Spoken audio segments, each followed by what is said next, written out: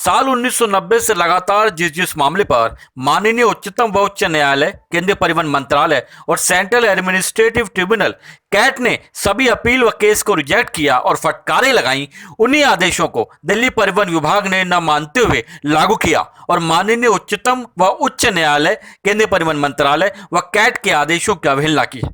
सवाल यह है कि कंटेम्प्ट ऑफ कोर्ट का अधिकार क्या दिल्ली परिवहन विभाग के पास है? दरअसल हमने लगातार अपनी खबरों में आपको बताया है कि दिल्ली परिवहन विभाग ने टेक्निकल पदों पर नॉन टेक्निकल लोगों को भर्ती किया व ट्रांसफर किया, जो नियम के मुताबिक गलत भी है और अनुचित भी, क्योंकि इस मामले में वर्ष 1990 से साल 2008 तक लगातार न्यायालयों व कैट में अपीलें हुई और हर बार मिली तो सिर्फ फटकार और हार। आपको बता दें कि 19 दिसंबर 1990 को पहली बार एसपी रघुनाथन के द्वारा ministry of surface transport MST, जिसे आज ministry of road transport and highways यानी मॉर्थ कहते हैं, में पीएलटीआई को एमएलओ प्रमोट करने के संबंध में परमिशन मांगी गई, जिसके जवाब में 29 अगस्त 1991 को एमएसटी के अशोक के घोष, ज्वाइंट सेक्रेटरी कम चीफ विजिलेंस ऑफिसर के द्वारा साइन किए एक लिखित जवाब में इसे रिजेक्ट कर दिया गया था। इसके बाद 20 अक्टूबर 1993 में ट्रांसपोर्ट डिपार्टमेंट ने ऑर्डर दिया कि कोई भी पीएलटीआई एमएलओ पद पर नहीं रहेगा। यह आदेश तत्कालीन डिप्टी डायरेक्टर हेडक्वार्टर एडमिन की तरफ से जारी हुआ था। मामला इतने पर ही नहीं सुलझा और टेक्निकल पदों पर नॉन टेक्निकल लोगों की भर्ती का प्रयास जारी रहा और 10 अक्टूबर 1995 को एमएलओ चंद्रभान ने सेंट्रल एडमिनिस्ट्रेटिव ट्रिब्यूनल कैट में फिर से एक केस डाला। इस केस का भी वही हाल हुआ जो होना था और केस रिजेक्ट हो गया। यहाँ इस गलत लड़ाई को ऐसे लड़ा जा रहा था जैसे देश को आजाद कराने जैसी कोई लड़ाई अंग्रेजों से लड़ी गई हो और फिर से TEWA नाम की एक संस्था ने कैट में केस डाला, लेकिन उनकी उम्मीदों पर फिर से पानी फिर गया और 17 जुलाई 1996 को आए कैट के ऑर्डर में केस फिर से रिजेक्ट कर दिया गया।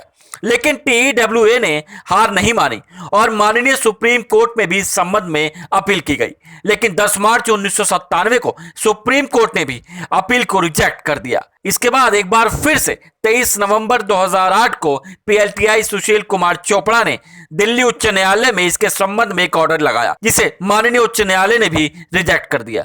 आपको जानना जरूरी है कि उच्च न्यायालय में तत्कालीन ज्वाइंट डायरेक्टर ट्रांसपोर्ट डिपार्टमेंट मधु के गर्ग ने एक एफिडेविट लगाया था, जिसमें कहा गया था कि यह नियम संभव नहीं है। वहीं दूसरी तरफ तत्कालीन ट्रांसपोर्ट कमिश्नर सिद्धू श्री खुल्लर ने भी माननीय उच्च न्यायालय में एक एफिडेविट लगाया और यहां तक कहा कि एमएलओ के पद पर एसीपी तक को भी नहीं बिठाया जा सकता, क्योंकि यह नियम गलत है और यह पद एक टेक्निकल पद है। आपको बता दें कि इसके बाद 14 मार्च 2002 को R Narayan Swami, principal secretary home, Delhi सरकार ने भी लिखित रूप में यह माना कि यह नियम पॉसिबल ही नहीं है।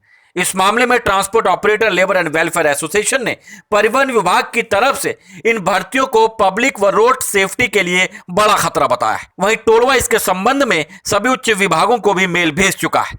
इस मामले की सभी हार्ड कॉपी को अगले सप्ताह परिवहन विभाग में जमा कराया जाएगा। टोलवा के अध्यक्ष संजय बाटला ने कहा कि यदि विभाग ने जल्द इस पर एक्शन नहीं लिया तो कोर्ट में हमारी तरफ से विभाग के द्वारा की जा रही कंटेम्प्ट ऑफ कोर्ट को लेकर न्यायालय की तरफ रुख किया जाएगा। कुल मिलाकर यह साफ है कि टेक्निकल पदों पर नॉन टेक्निकल लोगों की भर्ती या ट्रांसफर पूरी तरह से गैर कानूनी, केंद्रीय परिवहन नियमों सहित माननीय उच्चतम व उच्च न्यायालय की अवमानना है। लेकिन अनेकों बार फटकार और हार के बाद भी आज दिल्ली परिवहन विभाग में यह भर्तियां और ट्रांसफर धड़ल्ले से जारी हैं।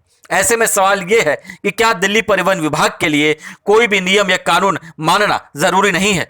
यदि ऐसा है तो यह संविधान का भी उल्लंघन है, क्योंकि संविधान भी समानता का अधिकार देता है और यदि देश में सबके लिए न्यायालय के आदेशों का पालन अनिवार्य है तो दिल्ली परिवहन विभाग के लिए क्यों नहीं? इसका जवाब दिल्ली सरकार और परिवहन विभाग दोनों को देना चाहिए, क्योंकि दिल्ली सरकार तो ईमानदारी की मिसाल वाली सरकार है और यह बात भी दिल्ली के मुख्यमंत्री कई बार खुद ही कह चुके हैं। न्यूज ट्रांसफर विशेष ब्यूरो रिपोर्ट, दिल्ली।